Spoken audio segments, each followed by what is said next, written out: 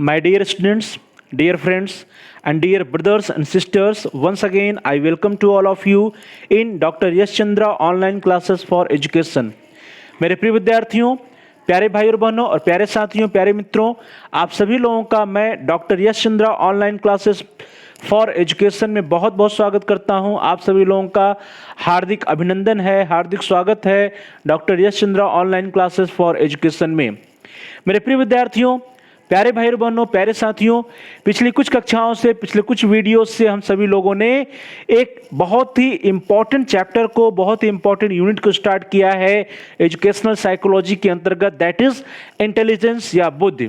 तो प्रिय विद्यार्थियों, इंटेलिजेंस या बुद्धि के अंतर्गत जो पिछले कुछ वीडियोस आपके पास पड़े हुए हैं, जिसको आप प्ले लिस्ट में जाकर के आसानी से देख सकते हैं, उसमें हम सभी लोगों ने सबसे पहले जो है meaning, concept and definitions of intelligence, अर्थात जो बुद्धि का संप्रत्यय है, बुद्धि का अर्थ है, बुद्धि की जो नेचर है, प्रकृति है, उसके बारे में अध्ययन किया था। हम लोगों ने डिफिनीशंस ऑफ इंटेलिजेंस या बुद्धि के परिभाषाओं के बारे में अध्ययन किया है पिछली कक्षाओं में, और हम लोगों ने जो बुद्धि की परिभाषाएं हैं, उस परिभाषाओं या उस डिफिनीशंस में से जो कॉम्प्रिहेंसिव डिफिनीशंस हैं, उसके बारे में भी हम लोगों ने चर्चा किया था। बुद्धि की व्यापक परिभाषाओं के बारे में भी हम लोग चर्चा कर चुके हैं पिछले वीडियोस में।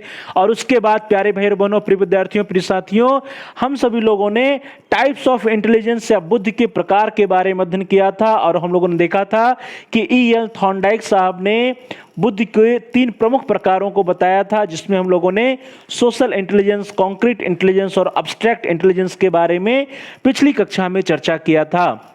प्रिय विद्यार्थियों, प्यारे भाई और बहनों, प्यारे साथियों, प्यारे मित्रों, आज की क्लास बहुत ही महत्वपूर्ण है, बहुत ही इंपॉर्टेंट है, क्योंकि आज की कक्षा में हम सभी लोग देखेंगे कि what are the major factors that determine the intelligence. प्रिय विद्यार्थियों, बुद्धि को निर्धारित करने वाले प्रमुख कारक कौन कौन से होते हैं, इसके बारे में आज की कक्षा में हम सभी लोग चर्चा करेंगे। आज की क्लास में चर्चा करेंगे कि आखिर जो हमारा इंटेलिजेंस है, जो बुद्धि हम लोग जिसे कहते हैं, वह किन किन कारकों से प्रभावित हो सकती है, कैसे बुद्धि को बढ़ाया जा सकता है, या बुद्धि जो है किन किन फैक्टर से प्रभावित होती है, इसके बारे में चर्चा करेंगे। और प्रिय विद्यार्थियों, आज ही की क्लास में हम सभी लोग एक महत्वपूर्ण टॉपिक है, एक महत्वपूर्ण प्रकरण है प्रिय विद्यार्थियों, that is nature nurture controversy या प्रकृति पोषण विवाद, जिसके बारे में अधिकांशतः परीक्षाओं में पूछा जाता है।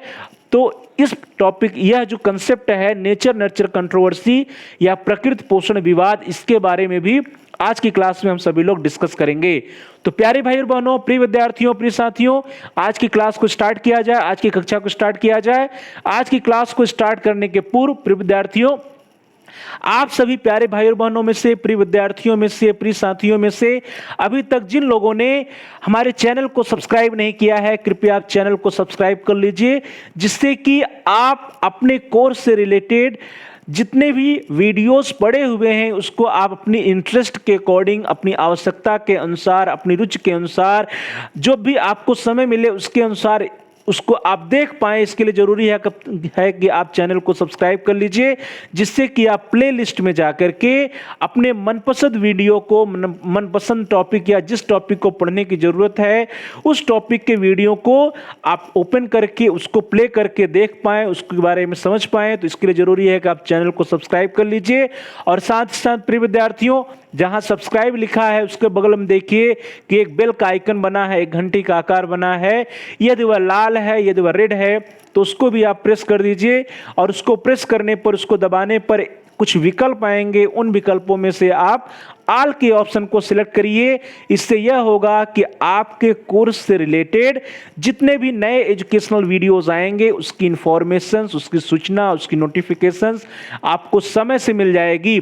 तो प्रिय विद्यार्थियों, प्यारे भाई और बहनों, प्यारे साथियों, चैनल को आप सब्सक्राइब कर लीजिए, बेल के आइकन को भी प्रेस कर दीजिए, और साथ ही साथ इस वीडियो को आप लाइक करिए, और इस वीडियो को आप अधिक से अधिक अपने दोस्तों में, अपने फ्रेंड सर्किल के पास, अपने सहपाठियों, अपने मित्रों में शेयर करिए, जिससे कि वे भी इसका लाभ उठा सकें, उनका भी अध्ययन कार्य सुचारू रूप से आगे बढ़ सके।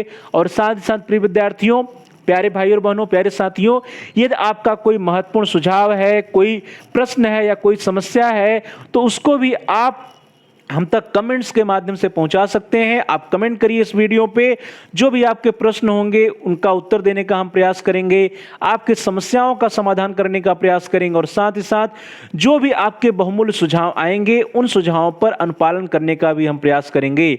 तो प्यारे भाई बहनों, प्रिय विद्यार्थियों, प्रिय साथियों, जल्दी से आप इस वीडियो को लाइक कर दीजिए, इस वीडियो को शेयर भी करिए, कमेंट्स भी करिए और साथ ही साथ अभी तक जिन प्यारे भाई बहनों ने, प्रिय विद्यार्थियों, प्रिय साथियों ने भी हमारे चैनल को सब्सक्राइब नहीं किया है, कृपया आप चैनल को सब्सक्राइब कर लीजिए और बेल के आइकन को भी प्रेस कर दीजिए। वहां पर ऑल के ऑप्शन को सिलेक्ट करिए और बेल के आइकन को भी आप प्रेस कर लीजिए।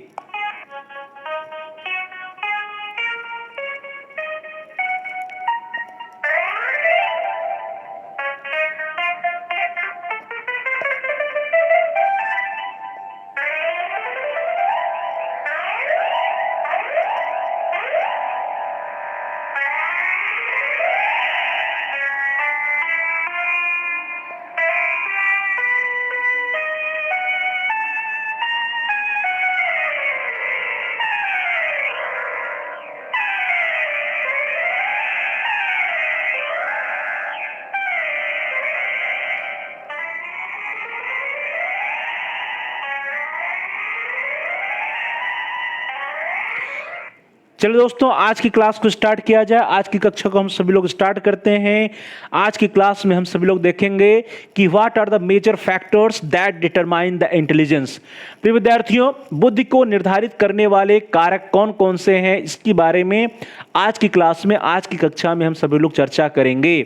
तो प्यारे भाई बहनों, प्रिय विद्यार्थियों, प्रिय साथियों, सबसे पहले एक यह प्रश्न उठता है, एक यह क्वेश्चन उठता है कि जो बुद्धि है, जो इंटेलिजेंस जिसको हम लोग कहते हैं, बुद्धि या इंटेलिजेंस, क्या यह जन्मजात कारक है? It is an इनेट। क्या यह जन्मजात कारक है या फिर यह अर्जित योग्यता है? It is an acquired ability or it is an innate ability. प्रिय विद्यार्थियों, तो सबसे पहले एक प्रश्न उठता है कि बुद्धि जो है, इंटेलिजेंस जो है, क्या यह एक जन्मजात योग्यता है या यह एक अर्जित योग्यता है?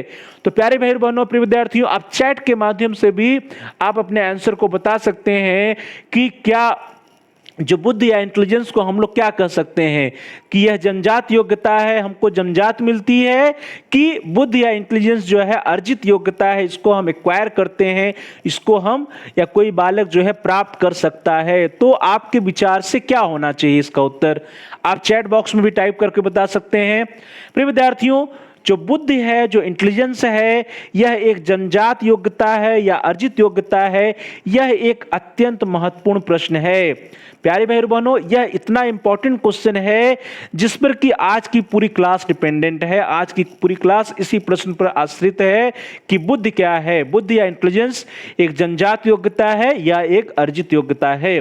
तो प्यारे भाई बहनों, प्रिय विद्यार्थियों, यदि आप सभी लोग उत्तर देंगे तो आपके जो भी उत्तर आएंगे, कुछ लोग आप कहेंगे कि यह जन्मजात है, कुछ लोग कहेंगे अर्जित है।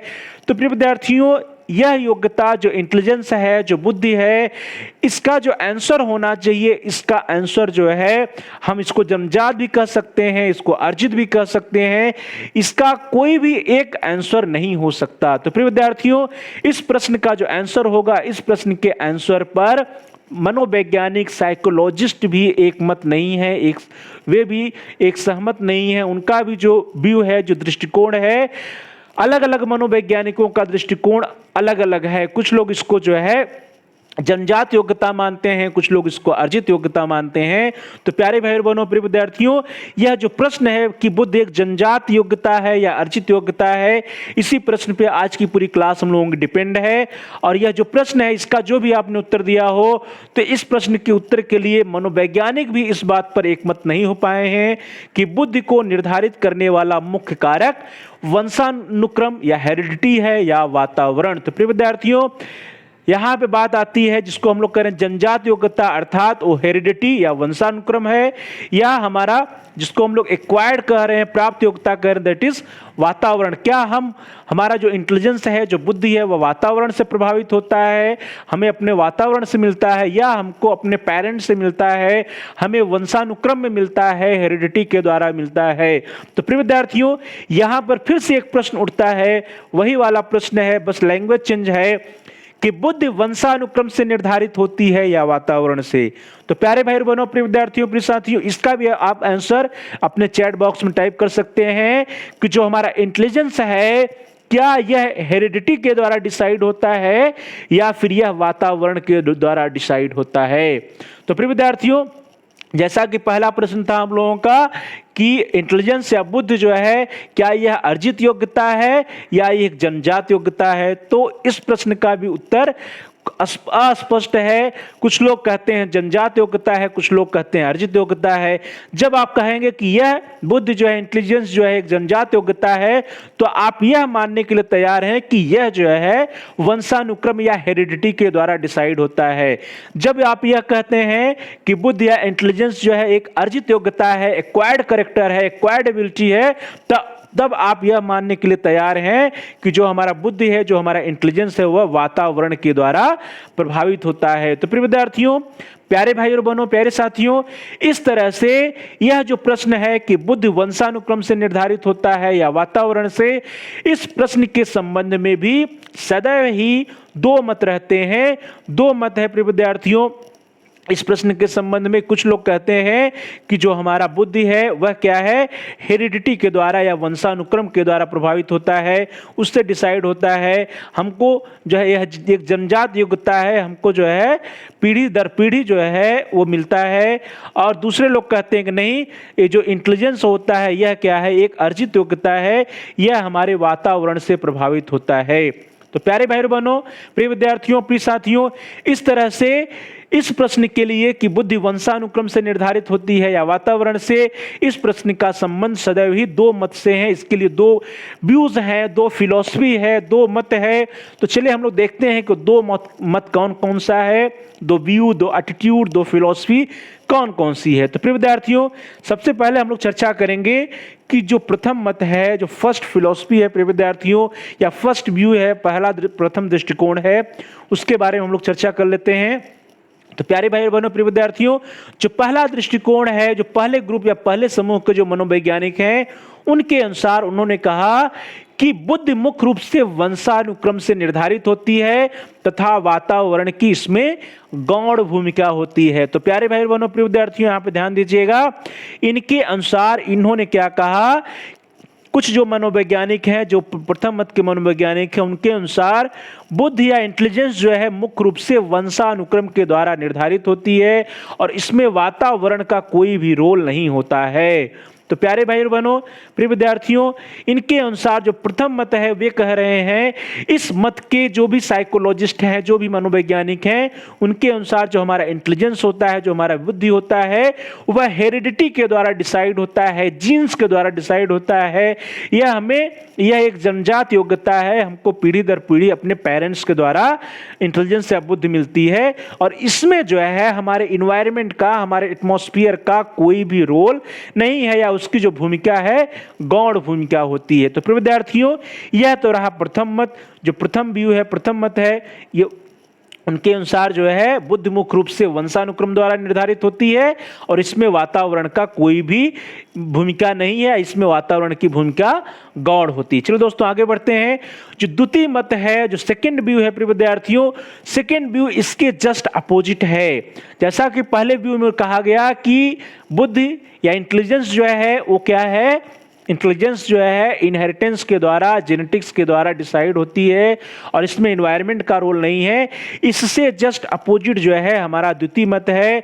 द्वितीय मत के मनोवैज्ञानिकों के अनुसार बुद्धि का निर्धारण मुख्य रूप से वातावरण के द्वारा होता है और इसमें वंशानुक्रम का कोई भी विशेष रोल नहीं है। तो प्रिय विद्यार्थियों, इस तरह से जो हमारा सेकंड व्यूज है, जो सेकंड ग्रुप या द्वितीय मत के जो मनोवैज्ञानिक है, साइकोलॉजिस्ट हैं, उनके अनुसार जो हमारा बुद्धि है वो जो है किससे डिसाइड हो रहा है, हमारे इन्वायरमेंट से, हमारे एटमॉस्फेयर से, हमारे वातावरण के द्वारा निर्धारित होता है और वातावरण का ही रोल होता है इंटेलिजेंस के बढ़ाने में, इंटेलिजेंस या बुद्धि के विकास में, और इसमें वंशानुक्रम का कोई भी विशेष महत्व नहीं है। तो प्रिय विद्यार्थियों, यह तो रहा द्वितीय मत। द्वितीय मत के अनुसार आप सभी लोग देख रहे हैं कि द्वितीय मत के अनुसार जो बुद्धि है, बुद्धि के निर्धारण में या बुद्धि के विकास में वातावरण का रोल रहता है, और इसमें जो है जेनेटिक्स का, हेरिडिटी का या वंशानुक्रम का बहुत अधिक रोल नहीं है। तो प्रिय विद्यार्थियों, इस प्रकार से आप लोग देख रहे हैं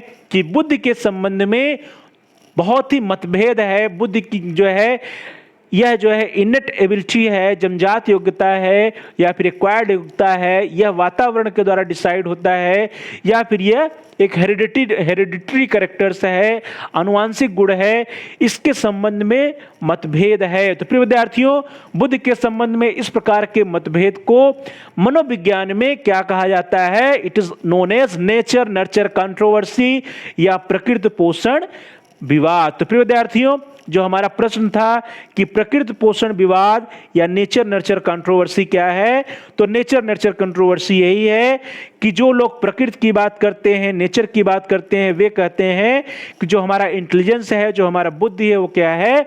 एक इनेट कैरेक्टर है, यह जो है हेरिडिटी या आनुवांशिकी के द्वारा डिसाइड होता है। जबकि जो लोग पोषण या नर्चर की बात करते हैं, वे कहते हैं कि नहीं, जो हमारा बुद्धि है वो क्या है? वातावरण से, वातावरण के द्वारा पोषित होता है। वातावरण या इन्वायरमेंट या एटमॉस्फेयर जैसा मिलता है, उसी के अनुसार बालक के, बच्चे की बुद्धि का विकास होता है। तो प्रिय विद्यार्थियों, यह तो रहा नेचर नर्चर कंट्रोवर्सी या प्रकृति पोषण विवाद, और यही विवाद है कि बुद्धि के संबंध में कि बुद्धि क्या है, वह प्रकृति के द्वारा या नेचर के द्वारा प्रदत्त है, या फिर उसके ऊपर जो है पोषण का प्रभाव पड़ता है, नर्चर का प्रभाव पड़ता है।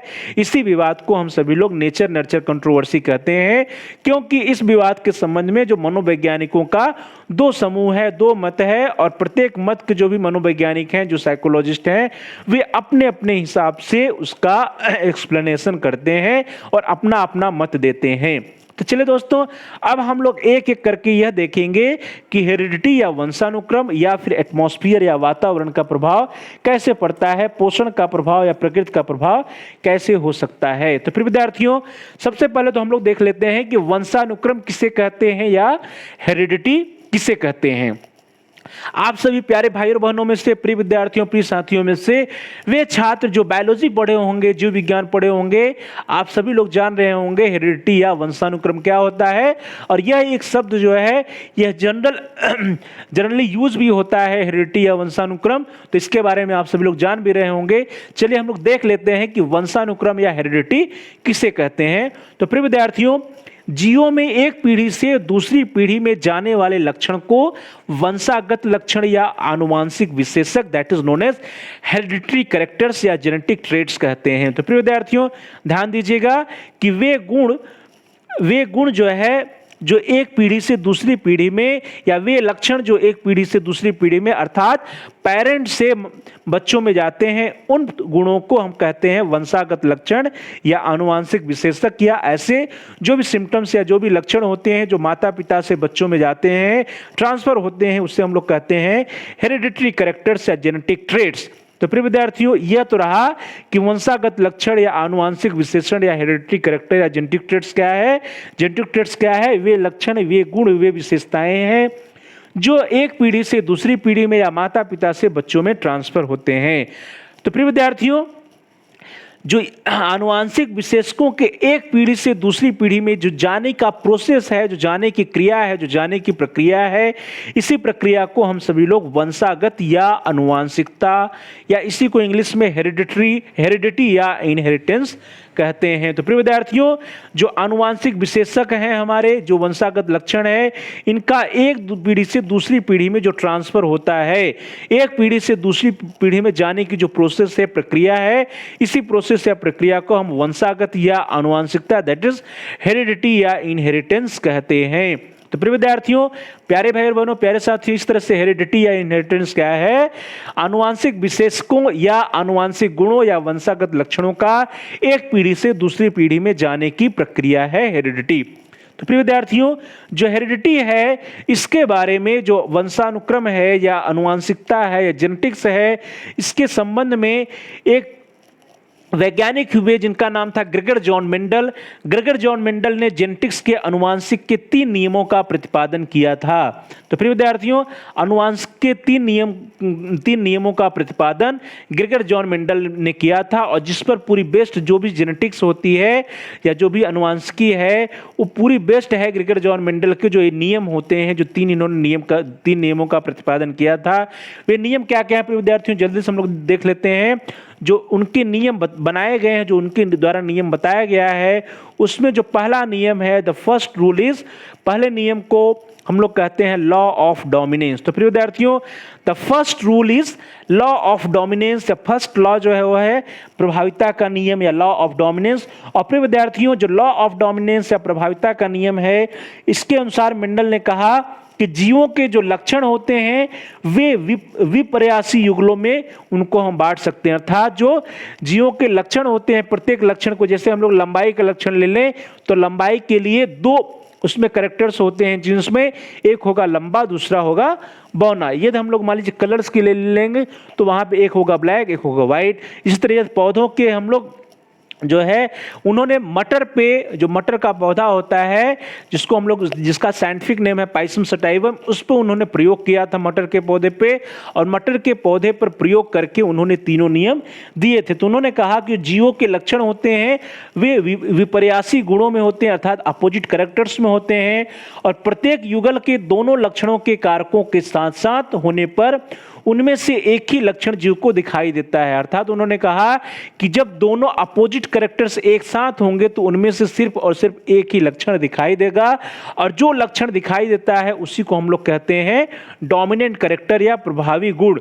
और इस नियम को कहा जाता है लॉ ऑफ डोमिनेंस या प्रभाविता का नियम। तो फिर विद्यार्थियों, इस तरह से जो जीन्स में जो 2 विपर्यासी गुण होते हैं, अपोजिट कैरेक्टर्स होते हैं, उसमें से एक लक्षण दिखाई देता है जिसको प्रभावी लक्षण कहा जाता है, और दूसरा जो लक्षण होता है वो स्वयं को जो है दिखा नहीं पाता है, स्वयं को व्यक्त नहीं कर पाता है, स्वयं को प्रदर्शित नहीं कर पाता है। तो उस जीन्स को कहते हैं या उस सिम्टम्स को कहते हैं अप्रभावी लक्षण या रिसेसिव कैरेक्टर्स। तो प्रिय विद्यार्थियों, इस तरह से डोमिनेंट जीन और रिसेसिव जीन, इस तरह से 2 जीन होते हैं, और प्रभाविता के नियम के अनुसार जो जीन प्रभावी होता है, जो स्पष्ट होता है, जो दिखाई देता है, उसे हम लोग डोमिनेंट जीन कहते हैं। चलो दोस्तों, ये तो पहला नियम है। दूसरा उनका नियम है लॉ ऑफ सेग्रीगेशन या पृथक्करण का नियम। तो प्रिय विद्यार्थियों, पृथक्करण के नियम में मेंडल साहब ने कहा कि इस नियम के अनुसार प्रत्येक युगल के विपरीत लक्षण या कारक युग्मकों के बनते समय एक दूसरे से पृथक होकर अलग अलग युग्मकों में चले जाते हैं। प्रिय विद्यार्थियों, जब आप लोग बायोलॉजी पढ़िएगा तो उसमें देखिएगा कि जब गैमेट्स बनता है तो गैमेट्स को बनते समय जो ये जिन 2 गुणों की हम लोग बात कर रहे थे, कि जैसे मान लीजिए लंबाई के लिए 2 गुण हो गया, एक बौना एक लंबा, तो जो हाइट के लिए 2 गुण है बौना और लंबा, जब गैमेट्स बनते हैं, जब युग्मक बनते हैं प्रिय विद्यार्थियों, तो युग्मक बनते समय उसमें से ये दोनों गुण जो है अलग अलग हो जाते हैं। तो वही है पृथक्करण का नियम। प्रत्येक युगल के विपरीत लक्षण या कारक युग्मकों के बनते समय एक दूसरे से पृथक होकर अलग अलग युग्मकों में चले जाते हैं। और प्रिय विद्यार्थियों, जब युग्मनज बनता है अर्थात जाइगोट बनता है, तो जाइगोट में ये लक्षण या कारक पुनः साथ साथ आ जाते हैं, किंतु ये समाप्त नहीं होते हैं, ये अपना अस्तित्व बनाए रखते हैं, और इसी नियम को हम लोग पृथक्करण का नियम कहते हैं। प्रिय विद्यार्थियों, जब आप लोग बायोलॉजी पढ़िएगा तो वहां पर देखिएगा कि जब हम लोग जीन्स की बात कर रहे हैं तो वहां पर एक मेल होता है, दूसरा फीमेल होता है। जब गैमेट्स बनते हैं प्रिय विद्यार्थियों, तो गैमेट्स बनते समय जो बात की जा रही है, यदि क्रोमोसोम की बात की ली जाए तो ह्यूमन बींग्स में 46 क्रोमोसोम्स होता है जो कि पेयर्स में होता है, और जब गैमेट बनता है तो 23 क्रोमोसोम्स और 23 क्रोमोसोम्स इस तरह से, और ओवम जब बनता है तो 23। अब इसमें से मेल और फीमेल के जो भी गैमेट्स होते हैं वो आपस में कंबाइन करते हैं और वहां पर फिर से 46 क्रोमोसोम हो जाता है। तो फिर विद्यार्थियों, इसी तरह से कहा जा रहा है कि जो गुण होते हैं जो करेक्टर्स होते हैं, वो करेक्टर्स भी जो युगल में रहते हैं, पेयर्स में रहते हैं, वो पहले डिवाइड हो जाते हैं, पृथक हो जाते हैं, और बाद में जब जाइगोट बनता है तो जाइगोट बनते समय वो आपस में मिलते हैं और फिर से वे कंबाइन हो जाते हैं। वे जो गुण होते हैं वे समाप्त नहीं होते हैं, बल्कि गैमेट बनते समय पृथक होते हैं, सेग्रीगेट होते हैं, और बाद में जब जाइगोट बनता है तो फिर से वे आपस में एक दूसरे के साथ मिल जाते हैं और अस्तित्व में आ जाते हैं, बल्कि वे कभी भी समाप्त नहीं होते हैं। तो इस नियम को कहा जाता है लॉ ऑफ सेग्रीगेशन। और प्रिय विद्यार्थियों, जो थर्ड रूल है लॉ ऑफ इंडिपेंडेंट असॉर्टमेंट या स्वतंत्र अपव्यूहन का नियम। तो प्रिय विद्यार्थियों, स्वतंत्र अपव्यूहन का नियम भी यही है कि जब जो है युग्म बनते हैं, जब गैमेट्स बनता है प्रिय विद्यार्थियों, तो जो दो विकल्पी जो लक्षण है, जिसके हम लोग उदाहरण के माध्यम से देखा कि बौनापन और लंबाई का जो लक्षण होता है, ये दोनों रहते तो साथ साथ हैं जीन्स में, लेकिन जब गैमेट्स बनने लगता है तो दोनों जो है अलग अलग होते हैं, और अलग अलग होते समय एक दूसरे के करैक्टर को किसी भी प्रकार से प्रभावित नहीं करते हैं। जो एक जीन्स या एक एलील्स है, जो लंबाई वाला जीन है वो बौनेपन वाले जीन को, या बौनेपन वाला जो जीन है वो लंबाई वाले जीन को किसी भी प्रकार से प्रभावित नहीं करता है। एक दूसरे से दोनों जीन जो है पूरी तरह से स्वतंत्र होते हैं, और स्वतंत्र होकर के बिना एक दूसरे को प्रभावित किए क्या कर जाते हैं, अलग अलग हो जाते हैं। तो इसी नियम को कहा जाता है स्वतंत्र अपव्यूहन का नियम। तो प्रिय विद्यार्थियों, इस तरह से ग्रेगर जॉन मेंडल ने मटर या पाइसम सटाइवम के ऊपर जो है अपना प्रयोग किया, और उस प्रयोग के आधार पर उन्होंने जेनेटिक्स के अनुवांशिकी के 3 नियमों का प्रतिपादन किया था, जिसका नाम है लॉ ऑफ डोमिनेंस या प्रभाविता का नियम, लॉ ऑफ सेग्रीगेशन या पृथक्करण का नियम, लॉ ऑफ इंडिपेंडेंट असॉर्टमेंट या स्वतंत्र अपव्यूहन का नियम। और इसी कारण से प्रिय विद्यार्थियों, जो ग्रेगर जॉन मेंडल है, इनको हम लोग फादर ऑफ जेनेटिक्स या अनुवांशिकी का जनक कहते हैं। तो प्रिय विद्यार्थी, यह प्रश्न अक्सर पूछा जाता है एग्जाम में कि फादर ऑफ जेनेटिक्स या अनुवांशिकी का जनक किसे कहते हैं, तो अनुवांशिकी का जनक ग्रेगर जॉन मेंडल को कहते हैं। चलो दोस्तों, ये तो हो गई बात हेरिडिटी की, अनुवांशिकी की, फादर ऑफ जेनेटिक्स की, ग्रेगर जॉन मेंडल जी की। हम लोग आगे बढ़ते हैं। अब हम लोग बात करेंगे ह्यूमन जेनेटिक्स की या मानव अनुवांशिकी की। तो प्रिय विद्यार्थियों, ह्यूमन जेनेटिक्स या मानव अनुवांशिकी के फील्ड में सबसे पहले एक वैज्ञानिक हुए जिनका नाम था फ्रांसिस गाल्टन। तो फ्रांसिस गाल्टन ने जो है सबसे पहले मानव अनुवांशिकी के फील्ड में कार्य किया। प्रिय विद्यार्थियों, फ्रांसिस गाल्टन ने सन 1883 में मानव अनुवांशिकी की नींव डाली थी, और इसी कारण इन्हें मानव अनुवांशिकी का जनक या फादर ऑफ ह्यूमन जेनेटिक्स कहते हैं। तो प्रिय विद्यार्थियों, यहाँ पर फिर से एक बहुत ही महत्वपूर्ण प्रश्न है आप सभी लोगों के लिए, जो कि एग्जाम में पूछा जा सकता है कि who is known as father of human genetics या फादर ऑफ मानव अनुवांशिकी का जनक किसे कहा जाता है। तो मानव अनुवांशिकी का जनक फ्रांसिस गाल्टन साहब को कहा जाता है, क्योंकि उन्होंने सन 1883 में, सन 1863 में मानव अनुवांशिकी की नींव डाली थी, कि उन्होंने जो है ह्यूमन जेनेटिक्स के क्षेत्र में कार्य करना प्रारंभ किया था। तो प्रिय विद्यार्थियों, इस तरह से फ्रांसिस गाल्टन साहब को फादर ऑफ ह्यूमन जेनेटिक्स कहा जाता है, क्योंकि उन्होंने जो है मानव अनुवांशिकी के क्षेत्र में जो है कार्य करना प्रारंभ किया। गाल्टन साहब ने मानव अनुवांशिकी के विशेषकों के अध्ययन की 2 प्रमुख विधियां बताई थी। प्रिय विद्यार्थियों, ह्यूमन जेनेटिक्स के क्षेत्र में जो ह्यूमन जेनेटिक्स ट्रेट्स हैं या मानव अनुवांशिकी विशेषक हैं, उसका स्टडी कैसे किया जाए, उसका अध्ययन कैसे किया जाए, इस संबंध में उन्होंने 2 विधियां बताई थी प्रिय विद्यार्थियों, और इसीलिए इनको जो है फादर ऑफ ह्यूमन जेनेटिक्स कहा जाता है। इनकी जो विधियां थी प्रिय विद्यार्थियों, पहला था कुटुंबों की वंशावलियों का अध्ययन, that is known as pedigree analysis. तो प्रिय विद्यार्थियों, पेडिग्री एनालिसिस या कुटुंबों की वंशावलियों का अध्ययन, इसमें क्या होता है, इसमें जो भी परिवार है उस परिवार में जो है कई पीढ़ी दर पीढ़ी, प्रत्येक परिवार के जो पीढ़ी दर पीढ़ी कैरेक्टर्स होते हैं उसका अध्ययन किया जाता है। अर्थात यहाँ पे पेडिग्री एनालिसिस के अंतर्गत परिवार के जितने भी सदस्य होते हैं उन सभी का अध्ययन किया जाता है। जैसे ग्रैंडफादर से स्टार्ट कर दिए, दादा दादी से, नाना नानी से, सबके कैरेक्टर्स को देखा जाता है इसमें, फिर उनके बच्चों के कैरेक्टर्स को, फिर उनके बच्चों को कैरेक्टर्स को देखा जाता है। इस तरह से पेडिग्री एनालिसिस के द्वारा मानव अनुवांशिकी का अध्ययन किया जाता है। और इन्होंने जो दूसरी विधि बताई थी प्रिय विद्यार्थियों, जो second method was study of twins या जुड़वा बच्चों या यमजों का अध्ययन। तो प्रिय विद्यार्थियों, जुड़वा बच्चों या यमजों का अध्ययन that is study of twins, और पेडिग्री एनालिसिस दैट इज कुटुंबों की वंशावलियों का अध्ययन।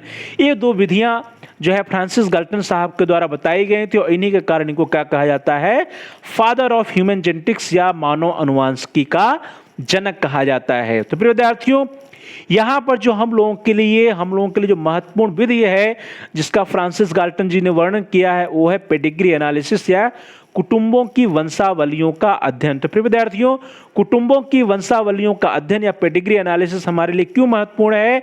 क्योंकि फ्रांसिस गाल्टन साहब ने अनेक परिवारों का अध्ययन किया, अनेक व्यक्तियों के जो पारिवारिक इतिहास है, जो फैमिली हिस्ट्री है, उसका उन्होंने अध्ययन किया। तो प्रिय विद्यार्थियों, फ्रांसिस गाल्टन साहब ने अनेक महान व्यक्तियों के पारिवारिक इतिहास का अध्ययन किया, और उन्होंने जो अध्ययन किया वो जो भी महान व्यक्ति रहे, जो भी ग्रेट जो पर्सन्स रहे प्रिय विद्यार्थियों, उनके पारिवारिक इतिहास का, उनका जो फैमिली बैकग्राउंड, फैमिली हिस्ट्री रही, उसका अध्ययन किया। और उन्होंने अपने अध्ययन में पाया, गाल्टन ने अपने अध्ययन में पाया कि उनमें से अनेक व्यक्ति रक्त संबंधी थे। तो प्रिय विद्यार्थियों, यहां ध्यान दीजिए कि गाल्टन साहब की जो स्टडी रही, वो अपनी स्टडी में पा रहे हैं कि जो भी महान व्यक्ति रहे वे सभी क्या रहे, रक्त संबंधी रहे, अर्थात उनका कहीं न कहीं ब्लड मैच करता था। कहने का मतलब यह था कि वे सभी लोग कहीं न कहीं एक ही परिवार के थे, उनका रक्त मैच कर रहा था। रक्त मैच करने का मतलब है कि उनके कहीं न कहीं पेरेंट्स, ग्रैंड पेरेंट्स कहीं न कहीं थे, जो पेरेंट्स या ग्रैंड पेरेंट्स थे। अर्थात कहने का अभिप्राय यह है कि जो भी व्यक्ति महान हुआ, उसके दादा दादी, नाना नानी, मम्मी पापा या उसके पूर्वज जो भी थे वे भी महान थे, और वहीं से उनके अंदर यह गुण आया। तो यह जो प्रिय विद्यार्थी, इस तरह से जो फ्रांसिस गाल्टन जी की स्टडी है, वो स्टडी कहीं न कहीं जिसको हम लोग इनेट कैरेक्टर्स या जो है जेनेटिक कैरेक्टर्स की बात कर रहे थे कि बुद्ध जो है आनुवांशिक कारण है या फिर जो है वो जन्मजात योग्यता है, उसकी तरफ जो है फ्रांसिस गाल्टन साहब की स्टडी जा रही है। तो प्रिय विद्यार्थियों, इस तरह से फ्रांसिस गाल्टन साहब ने अपने अध्ययन में पाया कि अनेक व्यक्ति परस्पर रूप से रक्त संबंधी हैं, और इसी के परिणाम स्वरूप उन्होंने कहा कि उच्च कोटि की बुद्धि प्रायः कुछ विशिष्ट कुलों में ही दृष्टिगोचर होती है। प्रिय विद्यार्थियों, यहां पर अब आप सभी लोगों को ध्यान देने वाली बात है, उन्होंने क्या कहा था कि उच्च कोटि की बुद्धि प्रायः कुछ विशिष्ट कुलों में ही दृष्टिगोचर होती है। तो उनके कहने का अभिप्राय यह था कि कुछ कुल या कुछ परिवार के लोगों के अंदर ही उच्च कोटि की बुद्धि पाई जाती है। तो इस तरह से वे कहीं न कहीं किस चीज का समर्थन कर रहे हैं, वे कहीं न कहीं इस बात का, इस मत का समर्थन कर रहे हैं कि जो हमारा बुद्धि है वो क्या है, एक जेनेटिक कैरेक्टर है, वह एक आनुवांशिक गुण है, और हमको जो है वह एक जन्मजात योग्यता है। हमको पीढ़ी दर पीढ़ी जो है क्या मिलता है, बुद्धि जो है हमारा पीढ़ी दर पीढ़ी चलने वाला गुण है। हमको अपने माता पिता या ग्रैंड पेरेंट्स से हमको बुद्धि मिलती है। तो प्रिय विद्यार्थियों, इस तरह से गाल्टन साहब ने अपने अध्ययन के आधार पर व्यक्तिगत भिन्नता की वंशावली प्रकृति की मान्यता का प्रतिपादन किया। तो प्रिय विद्यार्थियों, व्यक्तिगत भिन्नता की वंशावली प्रकृति की मान्यता का उन्होंने प्रतिपादन किया। क्या किया उन्होंने कि जो इंडिविजुअल डिफरेंसेस हैं वो क्या है, वो कहीं न कहीं उनके पेरेंट्स की वजह से हैं, उनकी माता पिता की वजह से हैं, उनके जो भी ग्रैंड पेरेंट्स हैं उनकी वजह से हैं।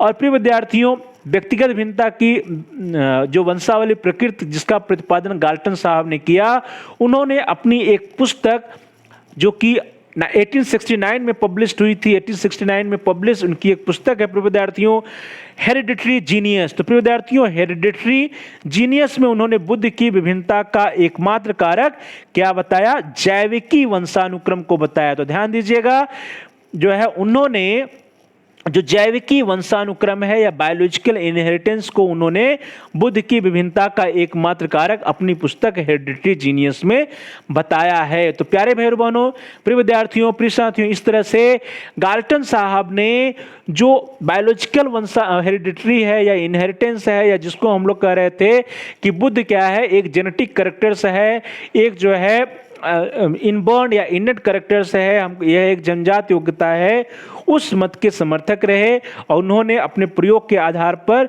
यह बताने का प्रयास किया, यह सिद्ध करने का प्रयास किया कि बुद्ध की विभिन्नता का एकमात्र कारक जैविकी वंशानुक्रम है। तो प्रिय विद्यार्थियों, जब 1869 में गाल्टन साहब ने अपनी ये बुक पब्लिश की तो उनके जो भी विचार रहे उस विचार से उस समय के अधिकांश मनोवैज्ञानिक जो है सहमत मिले। वे एकदम से इस तथ्य को उन्होंने स्वीकार कर लिया कि जो बुद्ध है वो क्या है, बुद्ध जो है एक जैविकी वंशानुक्रम है, जैविकी गुण है, वह जो है जीन्स के द्वारा बच्चों में ट्रांसफर होती है। तो प्रिय विद्यार्थियों, और उनके जो मत को उस समय के मनोवैज्ञानिकों ने स्वीकार किया, उस तथ्य को स्वीकार किया, और उसमें जो है कुछ प्रमुख नाम है जैसे टर्मन साहब ने, गोडार्ड साहब ने और अन्य मनोवैज्ञानिकों ने, अन्य साइकोलॉजिस्ट ने भी बुद्ध के वंशानुक्रम होने की मान्यता की पुष्टि की। तो प्रिय विद्यार्थियों, इस तरह से गाल्टन साहब हो गए, टर्मन साहब हो गए, गोडार्ड जी हो गए, या फिर एक नाम और आता है प्रिय विद्यार्थियों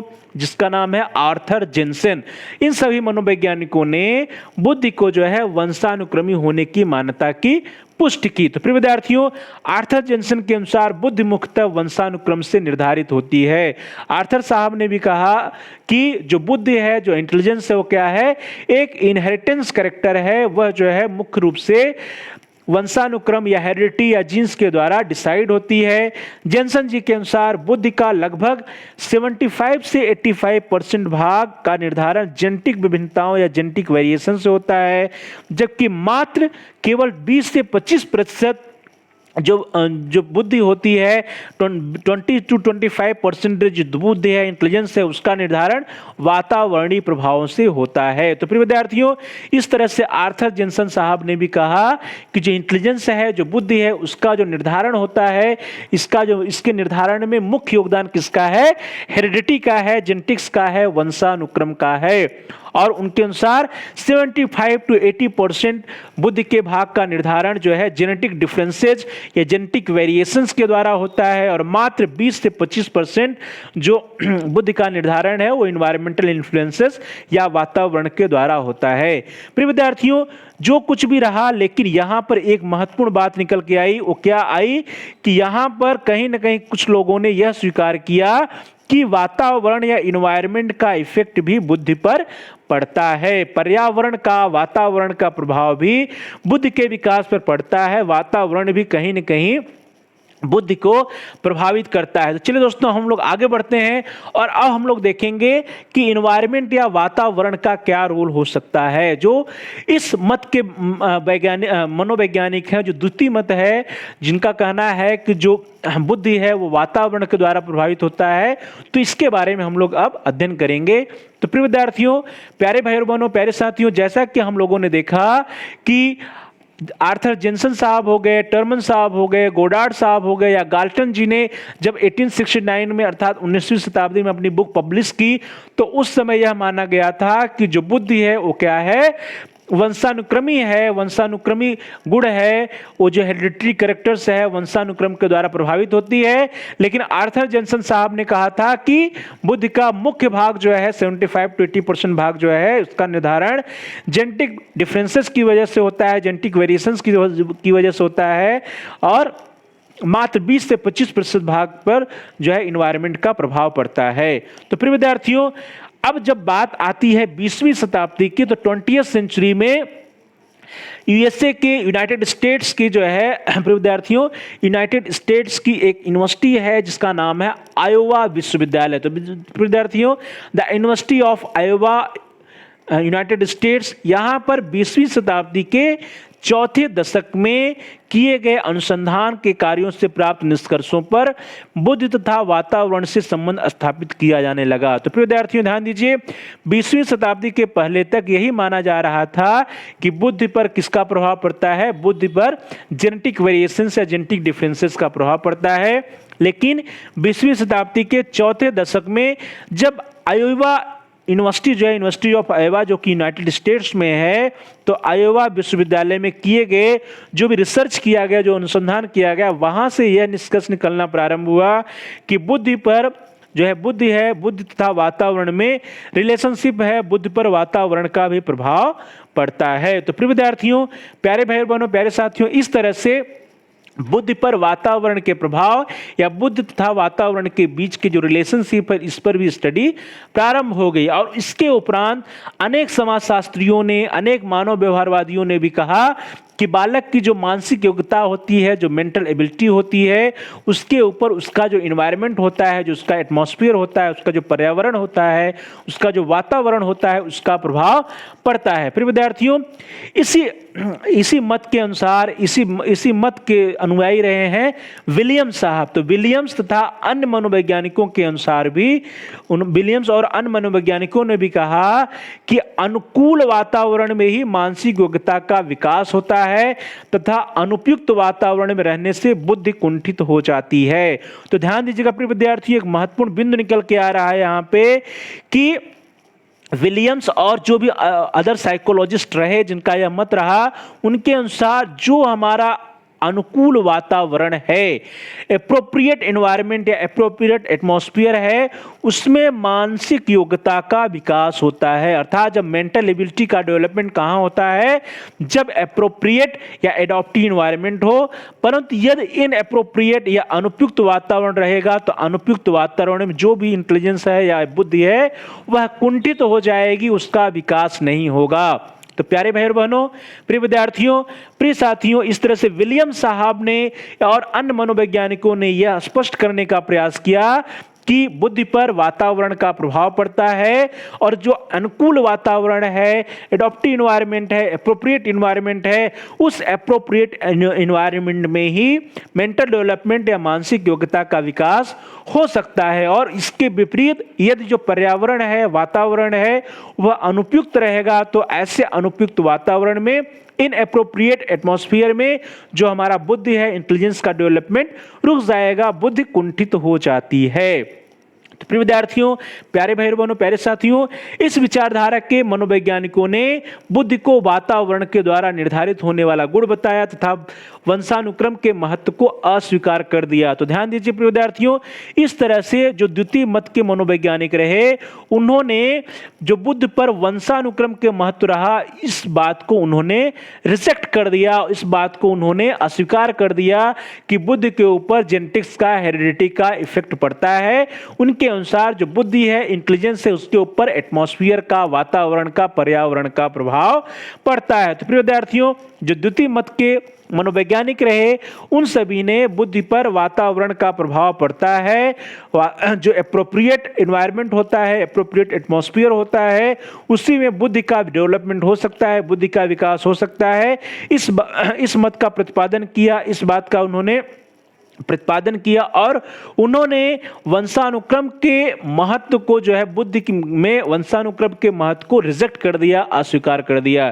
प्रिय विद्यार्थियों, इसी मत के अंतर्गत और अन्य मनोवैज्ञानिक रहे जैसे B S Bloom, Benjamin Bloom 1964, Carl Bereiter व Siegfried Engelmann, Carl Bereiter and Siegfried Engelmann 1966, Clark and Clark 1959 आज प्रमुख वातावरणवादी मनोवैज्ञानिकों ने बुद्धि को वातावरण से प्रभावित होने वाला गुण बताया। तो प्रिय विद्यार्थियों, इस तरह से हम लोगों ने देखा कि जो है बीएस ब्लूम साहब हो गए, कार्ल ब्राइटर या सिगफ्रेड एंजलमैन साहब हो गए, क्लार्क एंड क्लार्क हो गए, या फिर इसके पहले हम लोगों ने विलियम्स जी की बात की थी। और उसी के साथ साथ हम लोगों ने देखा कि the university of Iowa United states की जो थी, वहाँ से जो है वातावरण का जो बुद्धि पे प्रभाव होता है, इसके बारे में स्टडी हुई। और जो भी वातावरणवादी मनोवैज्ञानिक रहे, उन लोगों ने कहा कि बुद्धि को वातावरण से प्रभावित, जो बुद्धि है हमारा, वातावरण से प्रभावित होती है। और जो एप्रोप्रिएट एनवायरनमेंट होता है, जो उचित या अनुकूल जो वातावरण होता है, तो उसी में बुद्धि का विकास होता है। और इसके विपरीत इनएप्रोप्रिएट जो एनवायरनमेंट, इनएप्रोप्रिएट एटमॉस्फेयर होगा, तो वहां पर बुद्धि का विकास रुक जाता है, बुद्धि का विकास कुंठित हो जाता है। तो प्रिय विद्यार्थियों, प्यारे भाई बहनों, प्यारे साथियों, यह जो दूसरा दृष्टिकोण रहा, जो दूसरा मत रहा, यह हमारे लिए ज्यादा महत्वपूर्ण है, क्योंकि हम सभी लोग जो है एजुकेशन या शिक्षा के द्वारा बालकों को इन्वायरमेंट, एटमॉस्फेयर प्रदान करने का प्रयास करते हैं।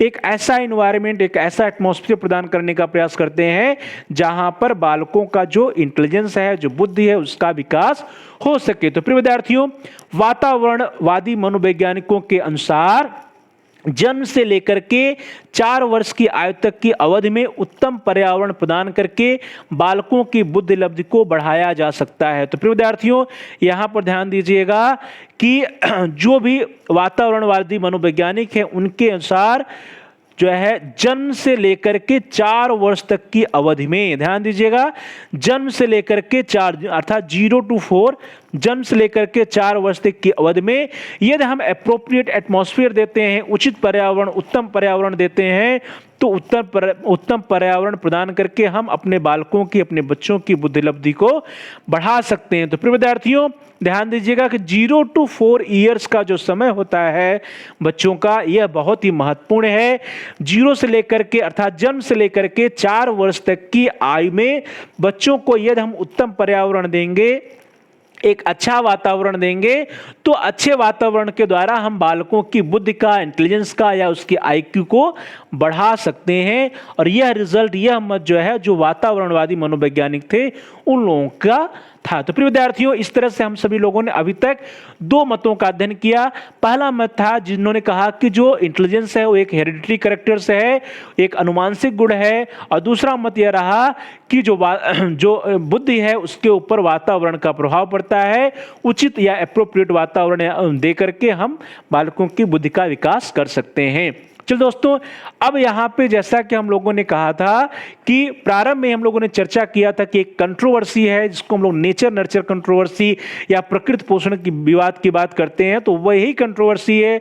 प्रकृति अर्थात जो लोग कह रहे हैं कि बुद्ध जो है इनहेरिटेंस कैरेक्टर है, वहां पे नेचर की बात आ गई।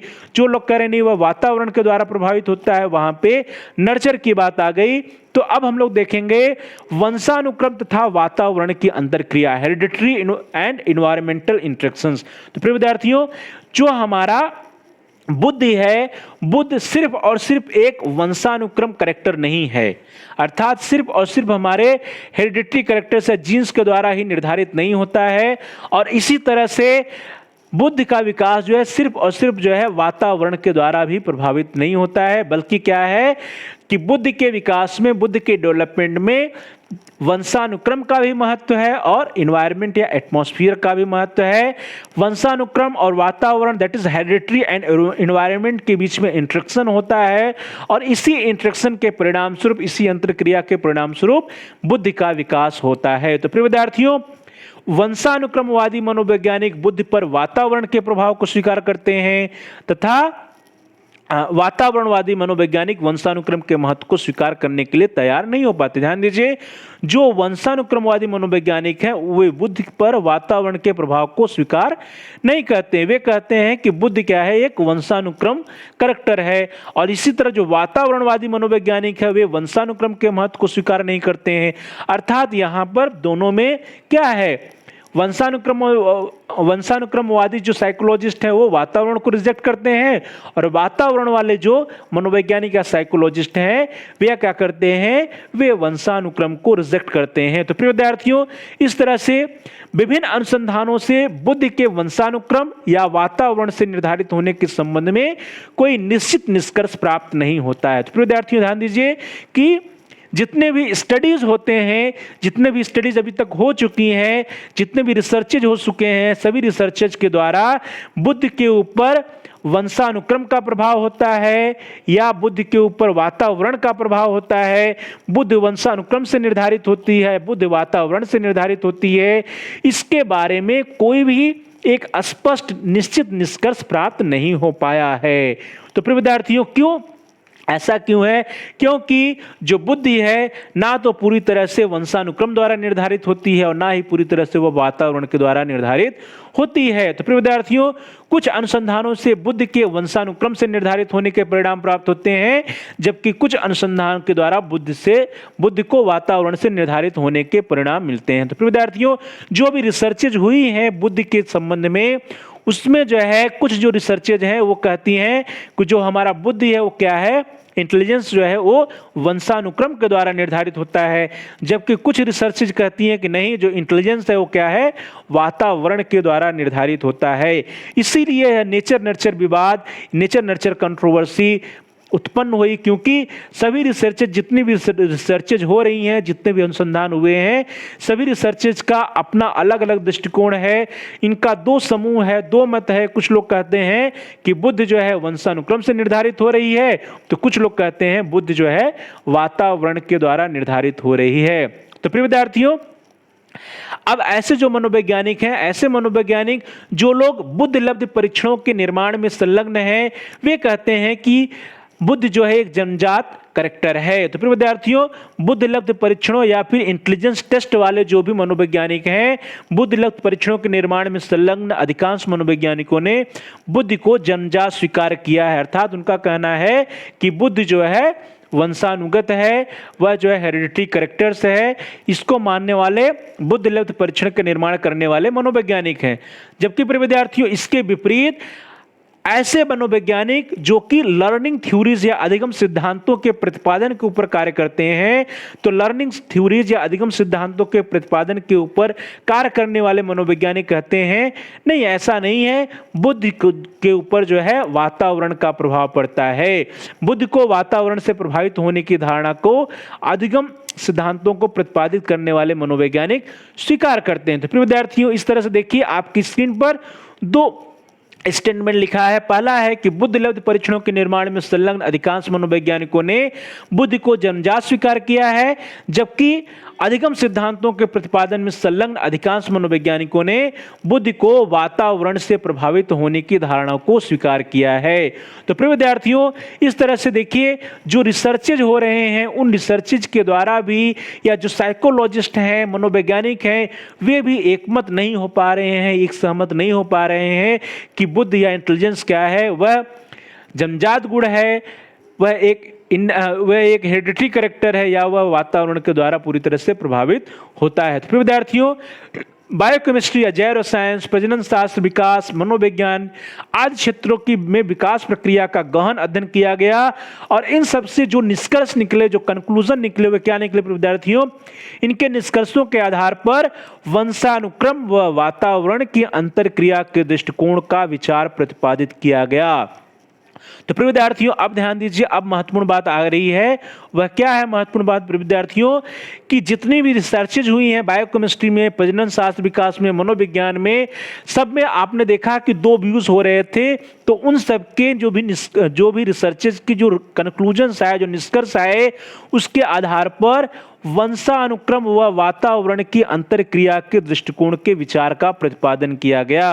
अर्थात जो हमारा इंटेलिजेंस है, जो हमारा बुद्धि है, वह जो है वंशानुक्रम के द्वारा भी निर्धारित होता है और वातावरण के द्वारा भी निर्धारित होता है। दोनों में जो इंटरेक्शंस हैं, जो अंतरक्रिया है, वातावरण और वंशानुक्रम अर्थात हेरिडिटरी या इनहेरिटेंस, और हमारा जो एटमॉस्फेयर है, जो एनवायरनमेंट है, इन दोनों के इंटरेक्शन या इन दोनों के अंतरक्रिया के द्वारा हमारा बुद्धि जो है प्रभावित होता है। इन दोनों की अंतरक्रिया के द्वारा हमारा बुद्धि जो है निर्धारित होता है। तो प्रिय विद्यार्थियों, इस तरह से तमाम जो रिसर्चेज हुए, तमाम रिसर्चर्स के जो कंक्लूजन्स आए, उन कंक्लूजन्स के आधार पर वंशानुक्रम व वातावरण की अंतरक्रिया के दृष्टिकोण के विचार का प्रतिपादन किया गया। तो प्रिय विद्यार्थियों, और यह जो रिजल्ट है, यह जो कंक्लूजन है, इसी कंक्लूजन को वर्तमान समय में माना जाता है कि जो हमारा बुद्धि है, वह जो है वंशानुक्रम के द्वारा भी प्रभावित होता है और साथ ही साथ वह वातावरण के द्वारा भी प्रभावित होता है।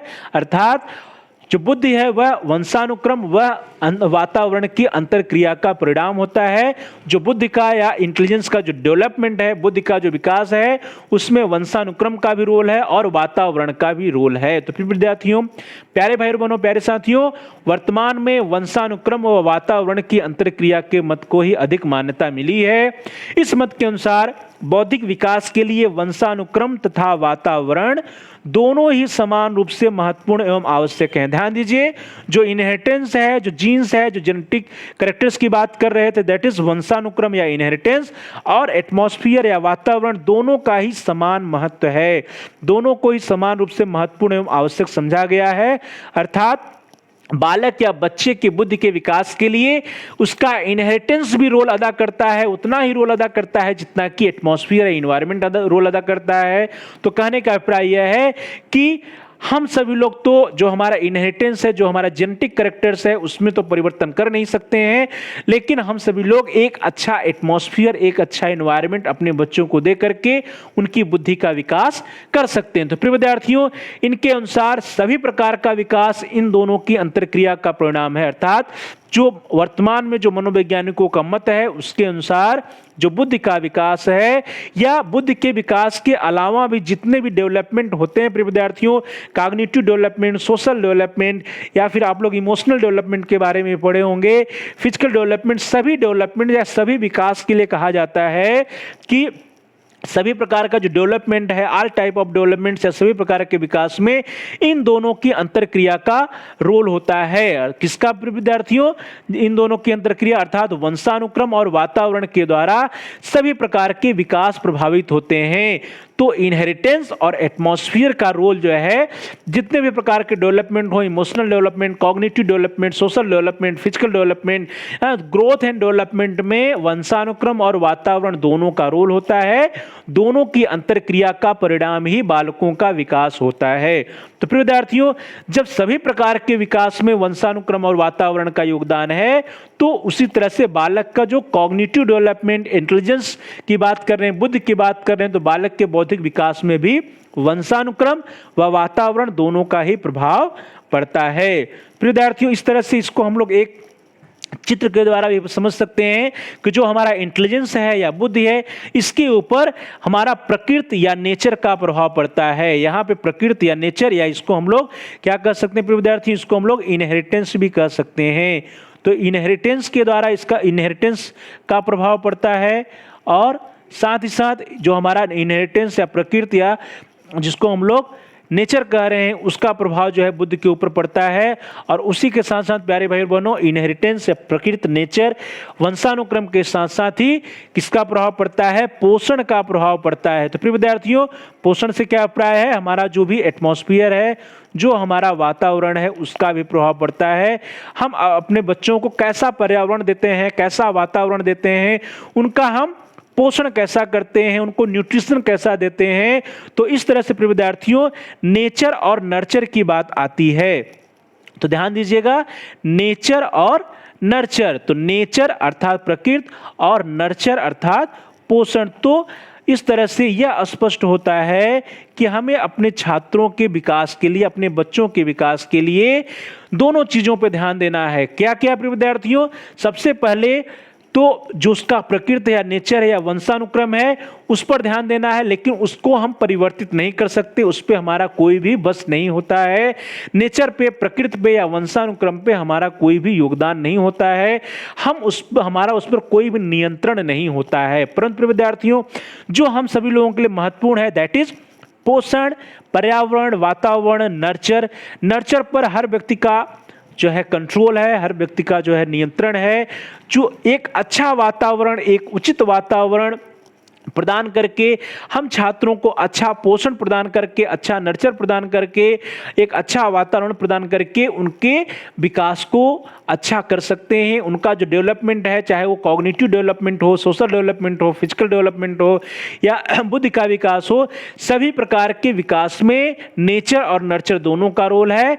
तो नेचर या प्रकृति या वंशानुक्रम पे हमारा तो नियंत्रण नहीं होता है, परंतु प्रिय विद्यार्थियों हमारा नियंत्रण किस पे होता है? हमारा नियंत्रण वातावरण पे होता है। तो इस तरह से प्यारे भाई बहनों, वंशानुक्रम पर हमारा नियंत्रण लगभग नहीं के बराबर है, या हम लोग जान रहे हैं, जबकि वातावरण को हम अपने इच्छा अनुसार परिवर्तित कर सकते हैं। तो हमारा प्रमुख जोर किस पर होना चाहिए? वातावरण पे, एटमॉस्फेयर पे। तो जो हमारा वातावरण या एटमॉस्फेयर है प्रिय विद्यार्थियों, एक अच्छा वातावरण, एक स्वस्थ वातावरण, एक जो है कंड्यूसिव वातावरण प्रदान करके हम अपने बच्चों के, बालकों की बुद्धि का विकास अच्छी तरीके से कर सकते हैं। तो प्रिय विद्यार्थियों, स्वस्थ, प्रेरणादायक, उत्तेजनापूर्ण वातावरण प्रदान करके हम बालक की जो इनहेरिटेंस, जो पावर है, जो जन्मजात शक्तियां हैं, उन जन्मजात शक्तियों का विकास अधिकतम स्तर तक कर सकते हैं। तो प्यारे भाई बहनों, प्रिय विद्यार्थियों, प्रिय साथियों, आप सभी लोग जानते भी होंगे कि जो हमारा एजुकेशन है, जो हमारा शिक्षा है, हम कहते हैं कि शिक्षा क्या है? बालक की जन्मजात शक्तियों का विकास है। तो इस तरह से बालक की जो जन्मजात शक्तियां हैं, उन शक्तियों को विकास के लिए हम बालक को स्वस्थ, प्रेरणादायक और उत्तेजनापूर्ण वातावरण प्रदान करने का प्रयास करते हैं। और इसमें एजुकेशन का, विद्यालय का, स्कूल का, पेरेंट्स का, परिवार का, सबका रोल होता है, सबका योगदान होता है। बच्चों को, अपने बालकों को, छात्रों को जो है एक अच्छा, स्वस्थ, प्रेरणादायक, उत्तेजनापूर्ण जो है वातावरण प्रदान करने के लिए इसमें सबसे पहले हमारे परिवार से शुरू होता है। हमारे परिवार की जिम्मेदारी है कि हम बच्चों को एक जो है स्वस्थ या प्रेरणादायक वातावरण प्रदान करें। साथ ही साथ परिवार, माता पिता, बच्चे, जो परिवार के जो मेंबर्स होते हैं, सबका यह रोल होता है। उसके बाद समाज का रोल आता है। समाज को भी एक अच्छा वातावरण अपने बच्चों को देना चाहिए, बालकों को देना चाहिए। और इसमें जो है हमारे विद्यालय का भी रोल, स्कूल का भी बहुत ही इंपॉर्टेंट रोल है। स्कूल या विद्यालय का भी बहुत ही महत्वपूर्ण योगदान है। इसीलिए विद्यालय में प्रयास किया जाता है कि जो विद्यालय का इन्वायरमेंट हो, जो विद्यालय का एटमॉस्फेयर हो, स्कूल का जो वातावरण हो, क्या हो? स्वस्थ, प्रेरणादायक, उत्तेजनापूर्ण वातावरण हो, जिससे जो बालक के इनहेरिटेंस कैरेक्टर्स हैं, जो जन्मजात शक्तियां हैं, उन जन्मजात शक्तियों का विकास हम ऑप्टिमम लेवल तक कर पाएं, अधिकतम स्तर तक कर पाएं। तो प्रिय विद्यार्थियों, प्यारे भाई बहनों, प्यारे साथियों, इस तरह से हम लोग ने देखा कि शैशवावस्था में बालक को प्राप्त अच्छे वातावरण बच्चों की बुद्धि लब्धि को बढ़ाने में अत्यंत सहायक होते हैं। आप सभी लोग जानते हैं कि जो शैशवावस्था होता है प्रिय विद्यार्थियों, जन्म से लेकर के 4 साल, 5 साल, 6 साल का समय जो होता है, ऐसे समय में जो बच्चों का, बालकों का जो डेवलपमेंट होता है, वो अपनी तीव्र गति पे होता है, ऑप्टिमम स्पीड पर होता है। और इस समय जो है, यदि हम अपने बच्चों को, अपने बालकों को जो है एक स्वस्थ, प्रेरणादायक और उत्तेजनापूर्ण वातावरण प्रदान करेंगे, एक अच्छा वातावरण प्रदान करेंगे प्रिय विद्यार्थियों शैशवावस्था के दौरान, तो उनकी जो बुद्धि लब्धि की बात की जा रही है, जो आईक्यू की बात की जा रही है, जो इंटेलिजेंस की बात की जा रही है, उसको बढ़ाने में यह अच्छा वातावरण, स्वस्थ, प्रेरणादायक और उत्तेजनापूर्ण वातावरण अत्यंत सहायक होगा। तो प्यारे भाई बहनों, प्रिय विद्यार्थियों, प्रिय साथियों, इस तरह से हम लोग यह कंक्लूड कर सकते हैं कि एक अच्छा वातावरण, स्वस्थ वातावरण, प्रेरणादायक वातावरण जो है बालकों के विकास में सहायक होता है। जहां तक बुद्धि या आईक्यू की बात होती है, इंटेलिजेंस की बात होती है, तो इंटेलिजेंस को बढ़ाने में, उसके विकास में भी अच्छे वातावरण का रोल होता है। तो प्रिय विद्यार्थियों, प्यारे भाई बहनों, प्यारे साथियों, इस तरह से आज की क्लास में, आज की कक्षा में हम सभी लोगों ने फैक्टर्स डिटरमाइनिंग इंटेलिजेंस या बुद्धि को निर्धारित करने वाले कारकों के बारे में अध्ययन किया। और उसमें हम लोगों ने 2 महत्वपूर्ण कारक देखा, दैट इज नेचर या प्रकृति, और दूसरा पोषण या नर्चर। तो प्रिय विद्यार्थियों, नेचर और नर्चर की बात की गई, और नेचर में हम लोगों ने देखा कि हेरिडिटरी कैरेक्टर या वंशानुक्रम या जेनेटिक कैरेक्टर्स की बात की गई, और नर्चर में पोषण की बात की गई, पर्यावरण की बात की गई, एटमॉस्फेयर की बात की गई। तो नेचर और नर्चर ये 2 इंपॉर्टेंट फैक्टर्स रहे। इसमें हम लोगों ने देखा कि सर्वप्रथम जो है, कुछ लोगों ने कहा कि जो बुद्धि है वो सिर्फ और सिर्फ क्या है, एक वंशानुक्रम या हेरिडिटरी कैरेक्टर्स है, वंशानुक्रम के द्वारा प्रभावित होती है। और बाद में हम लोगों ने देखा कि नहीं, वह वातावरण के द्वारा प्रभावित होती है। एक बात के जो मनोवैज्ञानिक आए, उन्होंने कहा कि नहीं, वो वातावरण के द्वारा प्रभावित होती है, उसमें वंशानुक्रम का कोई रोल नहीं है। और बाद में हम लोगों ने यह देखा कि जो मनोवैज्ञानिकों की स्टडी रही, जो अध्ययन रहे, जो रिसर्चेज रहे, उसके अनुसार यह रिजल्ट आया कि बालकों के विकास में या बुद्धि के विकास में प्रकृति का, नेचर का या वंशानुक्रम का भी रोल है, और साथ ही साथ उतना ही रोल वातावरण का भी है, नर्चर का भी है, पोषण का भी है। तो प्यारे भाई बहनों, प्रिय विद्यार्थियों, प्रिय साथियों, इस तरह से नेचर नर्चर कंट्रोवर्सी या प्रकृति पोषण विवाद या फैक्टर्स डिटरमाइनिंग इंटेलिजेंस, बुद्धि को निर्धारित करने वाले कारकों के बारे में हम लोगों ने अध्ययन किया। और अंत में हम लोगों ने यह कंक्लूड किया कि एक स्वस्थ, प्रेरणादायक, उत्तेजनापूर्ण और एक अच्छा वातावरण बच्चों के बुद्धि लब्धि को बढ़ाने में अत्यंत सहायक है। जितने भी प्रकार के डेवलपमेंट हो, चाहे वह हम लोग मानसिक विकास की बात करें, शारीरिक विकास की बात करें, सामाजिक विकास की बात करें या संवेगात्मक विकास की बात करें, सभी प्रकार के विकास में नेचर दैट इज पोषण, नेचर दैट इज प्रकृति या फिर वंशानुक्रम, और साथ ही साथ नर्चर दैट इज पोषण या फिर एटमॉस्फेयर पर्यावरण। दोनों का समान महत्व है, दोनों का इक्वल इंपॉर्टेंस है। तो प्यारे भाई बहनों, प्रिय विद्यार्थियों, प्रिय साथियों, thanks for watching, thanks to all of you. Please like, share and comment on the video. प्यारे भाई बहनों, प्रिय विद्यार्थियों, प्रिय साथियों, आप इस वीडियो को लाइक करिए और इस वीडियो को अधिक से अधिक अपने दोस्तों में, अपने फ्रेंड सर्कल में, अपने मित्रों के साथ, सहपाठियों के साथ शेयर करिए, जिससे कि वे भी इस वीडियो का लाभ उठा सकें। और साथ ही साथ आप कमेंट्स कर सकते हैं इस वीडियो के ऊपर। कमेंट्स के द्वारा यदि आपका कोई महत्वपूर्ण सुझाव है तो अपने सुझावों को हम तक पहुंचाइए, हम आपके सुझावों पर अनुपालन करेंगे। यदि आपकी कोई प्रश्न है, कोई समस्या है तो उसको भी हम तक पहुंचाइए, हम आपके प्रश्नों का उत्तर देने का प्रयास करेंगे और आपकी समस्याओं का समाधान करने का प्रयास करेंगे।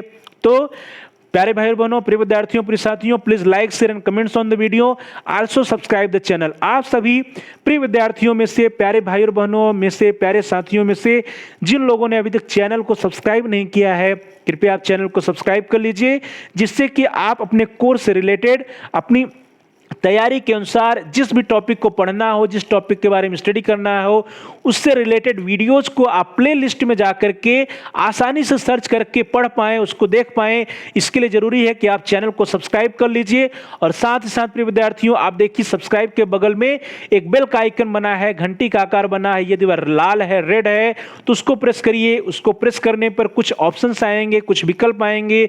उन विकल्पों में से आप ऑल के ऑप्शन को सिलेक्ट करिए। इससे यह होगा कि आपके कोर्स से रिलेटेड जितने भी नए वीडियोज आएंगे उसके इंफॉर्मेशंस, उसके नोटिफिकेशंस, उसकी सूचना आपको समय से मिल जाएगी और आपका एक भी वीडियो मिस नहीं होगा। तो प्रिय विद्यार्थियों, प्यारे भाई और बहनों, प्यारे साथियों, please like, share and comment on the video, also subscribe the channel and press the bell icon all. आप बेल आइकन यदि रेड है, लाल है, तो उसको भी प्रेस कर लीजिए और चैनल को सब्सक्राइब अवश्य कर लीजिए। Thanks for watching, thanks to all of you.